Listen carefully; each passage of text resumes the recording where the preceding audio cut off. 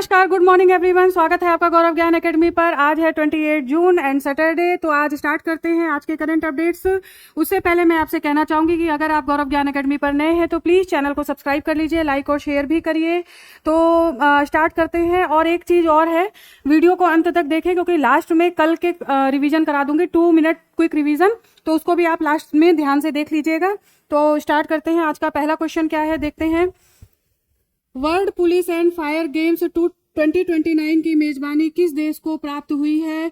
तो ये प्राप्त हुई है भारत को। देखिए, गेम्स इंफ्रास्ट्रक्चर में लगातार बढ़ोतरी हमारे देश में देखी जा सकती है, जिसकी वजह से अब ये मेजबानी भारत को प्राप्त हुई है। और देखिए, ये जो होगा, ये गेम 2029 में जो होगा, ये अहमदाबाद में आयोजित किया जाएगा। अहमदाबाद में आयोजित किया जाएगा। इसके साथ ही साथ आप देखिए, ये जो गेम है world police and fire games, ये 1985 से स्टार्ट हुए हैं। ठीक है, 1985 से। इसके साथ ही साथ ये प्रत्येक 2 वर्ष में एक बार आयोजित किया जाता है। 2 वर्ष में एक बार आयोजन किया जाता है। और इसमें देखिए कौन लोग भाग लेते हैं, ये भी जानना जरूरी है। तो इसमें भाग लेते हैं पुलिस, चिकित्सा, अग्निशमन और आपदा संबंधित जो भी सेवाएं हैं, जो भी संगठन है, उनसे संबंधित लोग, उनसे संबंधित कर्मी इसमें भाग लेते हैं।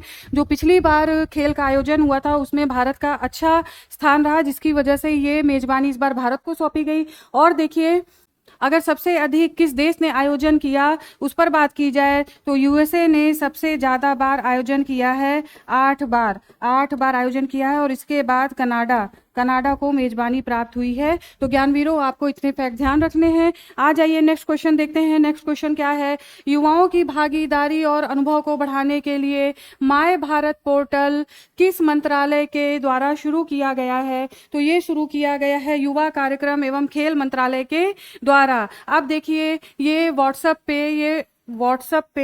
व्हाट्सएप पर चैटबॉट भी इसमें शामिल किया गया है। व्हाट्सएप पर लाइव चैटबॉट आप कर सकते हैं, अपने आप को इनरोल करा करके व्हाट्सएप पे चैटबॉट हो सकता है। इसके साथ ही साथ देखिए, युवा मंत्रालय ने इसे डिजाइन किया गया है। और डिजिटल इंडिया कॉरपोरेशन यानी DIC और इलेक्ट्रॉनिक और सूचना प्रौद्योगिकी मंत्रालय के द्वारा इसे बनाया गया है। ये आपको ध्यान रखना है, ठीक है, सूचना प्रौद्योगिकी मंत्रालय के द्वारा। तो ये आपको ध्यान रखना है ज्ञानवीरों। इस समय इतनी ज़्यादा गर्मी है जिसमें क्लास डाल पाना आसान नहीं है, और आपके लिए पढ़ना भी इतना आसान नहीं है, लेकिन क्या किया जाए, काम तो करना ही है ना। तो आइए नेक्स्ट क्वेश्चन देखते हैं। हाल ही में सरकार ने सुगम्य भारत ऐप को नवीन रूप दिया गया है। यह ऐप किससे संबंधित है? तो यह ऐप दिव्यांग जनों और बुजुर्ग नागरिकों के लिए है। देखिए, इसमें जो किया गया है, इसमें AI समर्थित चैटबॉट की शुरुआत की गई है। ठीक है, इसके साथ आप देखिए, इसके अलावा देखिए, इसमें सामाजिक न्याय और अधिकारिता मंत्रालय के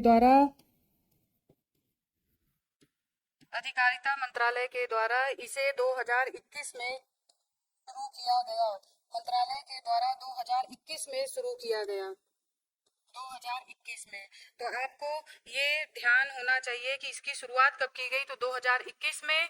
और युवाओं, दिव्यांग जनों और इसके आपको ये भी पता होना चाहिए कि सुगम्य भारत ऐप किसके लिए है। ठीक है, आ जाइए नेक्स्ट देखते हैं। किस राज्य ने 2025 से 35 तक की अवधि को जल विद्युत का दशक घोषित किया है? तो घोषित करने वाला राज्य है अरुणाचल प्रदेश। आ जाइए नेक्स्ट क्वेश्चन पे आते हैं। हाल ही में अदम्य फास्ट पेट्रोल वेसल का निर्माण किसके द्वारा किया गया है? तो ये किया गया है गोवा शिपयार्ड लिमिटेड के द्वारा। अदम्य फास्ट पेट्रोल वेसल, ये 8 वेसल, इस तरह से 8 FPV शामिल किए जाएंगे, जिसमें कि ये फर्स्ट FPV है। ठीक है ना, फास्ट पेट्रोल वेसल ये फर्स्ट है। तो ये आपको ध्यान रखना है, ये क्वेश्चन इंपॉर्टेंट हो सकता है। आ जाइए नेक्स्ट देखते हैं। 48वीं प्रगति बैठक के दौरान किन प्रमुख क्षेत्रों की परियोजनाओं की समीक्षा की गई? तो ये समीक्षा की गई खान रेलवे और जल संसाधन से। देखिए इसकी जो अध्यक्षता की है, वो पीएम के द्वारा की गई है, इसलिए ये इंपॉर्टेंट क्वेश्चन बनता है, तो आपको ये ध्यान रखना है। और ये जो बैठक है वो 48वीं है और प्रगति बैठक, ठीक है, तो आपको इतनी फैक्ट याद रखने हैं इसमें। आ जाइए नेक्स्ट क्वेश्चन देखते हैं।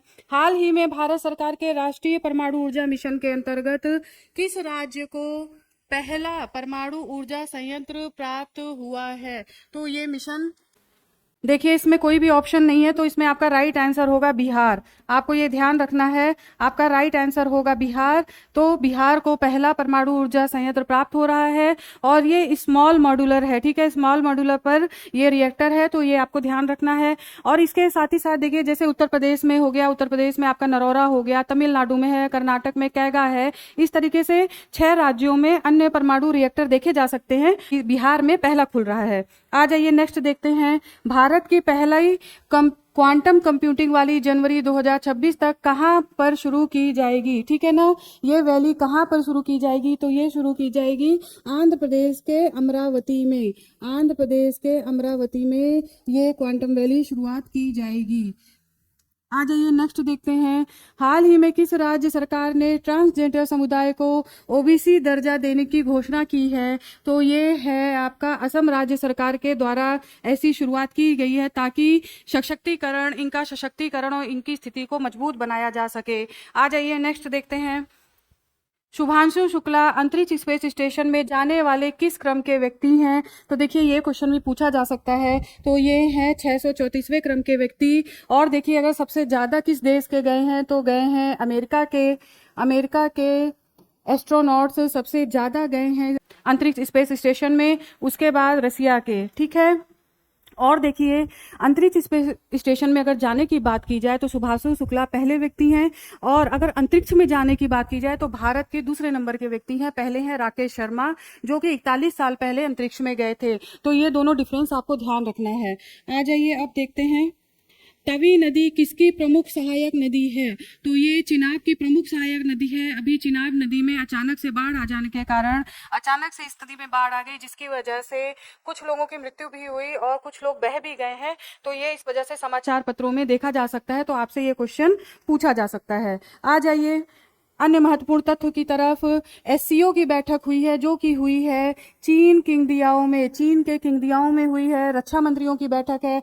भारत ने संयुक्त घोषणा पत्र पर हस्ताक्षर करने से इनकार कर दिया है, क्योंकि इसमें पहलगाम के आतंकियों के खिलाफ कोई भी घोषणा पत्र नहीं जारी किया गया, जिसकी वजह से भारत ने इस पर हस्ताक्षर करने से मना कर दिया। और इसके बावजूद भी ये कंप्लीट हो गया, एससीओ की बैठक कंप्लीट हो गई बिना किसी संयुक्त घोषणा पत्र के। आ जाइए नेक्स्ट देखते हैं। उत्तर प्रदेश के मुख्यमंत्री योगी आदित्यनाथ और केंद्रीय विज्ञान और प्रौद्योगिकी मंत्री डॉक्टर जितेंद्र सिंह ने गाजियाबाद में अत्याधुनिक ग्रीन डेटा सेंटर की आधारशिला रखी है। तो आपको इसमें किसकी आधारशिला रखी है? गाजियाबाद में ग्रीन डेटा सेंटर की, ठीक है। ये दो चीज आपको यहाँ पर याद रखना है। तो आज का करंट अफेयर यहीं तक, आज के न्यूज यहीं तक। अब आप कल का 2 मिनट क्विक रिवीजन देख लेते हैं हम लोग। तो आ जाइए स्टार्ट करते हैं।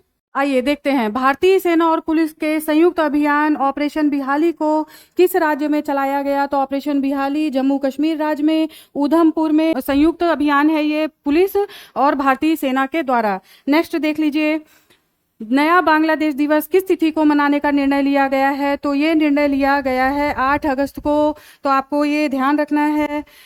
5वें खेलो इंडिया यूनिवर्सिटी गेम्स 2025 नवंबर में कहां पर आयोजित किए जाएंगे? तो ये आयोजन जयपुर में किया जाएगा। नेक्स्ट देखिए, the one cricket my life and more नामक पुस्तक को किस क्रिकेटर ने लिखा है? तो ये लिखा है शिखर धवन ने। शिखर धवन के द्वारा अपनी लाइफ से भी संबंधित कुछ चीजों को इसमें उजागर किया गया है। नेक्स्ट देखिए, नशीली दवाओं के दुरुपयोग और अवैध तस्करी के खिलाफ अंतर्राष्ट्रीय दिवस कब मनाया जाता है? तो ये मनाया जाता है 26 जून को। नेक्स्ट आ जाइए, the emergency diaries yes dad forced a leader नामक पुस्तक किसकी आत्मकथा है? तो ये आत्मकथा है आपके प्रधानमंत्री नरेंद्र मोदी, हम सबके प्रधानमंत्री नरेंद्र मोदी की आत्मकथा, जिसका विमोचन संविधान हत्या दिवस के मौके पर अमित शाह के द्वारा किया गया नई दिल्ली में। आ जाइए नेक्स्ट देखते हैं, ऑपरेशन डीप मैनिफेस्ट क्या है ज्ञानवीरों? वेरी वेरी इंपॉर्टेंट क्वेश्चन है, ध्यान रखिएगा। ये है पाकिस्तान से आयात पर प्रतिबंध, आर्थिक सुरक्षा के तहत DRI के द्वारा ऐसा काम किया जा रहा है, तो इसे ध्यान रखिएगा। संयुक्त अरब अमीरात से सामान आया था जिसे रोका गया न्यावा शेवा में। नेक्स्ट देखिए, हाल ही में देश का पहला सबसे बड़ा टाइगर कॉरिडोर किस एक्सप्रेसवे पर बनाया जा रहा है? तो उस एक्सप्रेसवे का नाम है दिल्ली मुंबई एक्सप्रेसवे। आ जाइए नेक्स्ट देखते हैं, अंतर्राष्ट्रीय ओलंपिक समिति की अध्यक्ष क्रिस्टी कोवेंट्री किस देश से संबंधित हैं? तो ये हैं अफ्रीकी देश जिम्बाब्वे से संबंधित, और ये पहली महिला हैं, नियुक्ति पाने वाली पहली महिला है, तो आपको इसे भी ध्यान रखना है। आ जाइए नेक्स्ट देखते हैं, अभ्यास कॉन्वेक्स 3 क्या है? तो अभ्यास कॉन्वेक्स 3 परमाणु आपातकाल अभ्यास है, जिसे IAEA और रोमानिया में किया जा रहा है। 75 कंट्रीज इसमें भाग लेंगे और 10 अंतर्राष्ट्रीय संगठन, इंटरनेशनल ऑर्गेनाइजेशन भी इसमें पार्टिसिपेट करेंगे। देखिए, नीदरलैंड के हेग में नाटो की बैठक हुई, कई बार ये बताया जा चुका है, जिसमें कि रक्षा खर्च जो है वो 5% तक बढ़ा दिया गया है, और ये हुआ है अमेरिका के दबाव में। नेक्स्ट देखिए, प्रोजेक्ट रेनियर 1200 एकड़ में दुनिया का सबसे बड़ा AI डेटा सेंटर खोला जा रहा है, और ये खोला जा रहा है अमेजन के द्वारा इंडियाना के न्यू कार्लाइल के पास। तो देखिए, आज का करंट अफेयर और रिवीजन भी कंप्लीट होता है, तो फिर आपको मंडे से मिलती हूँ नए अपडेट्स के साथ। तब तक के लिए नमस्कार, स्वस्थ रहिए, मस्त रहिए, आपका दिन शुभ हो।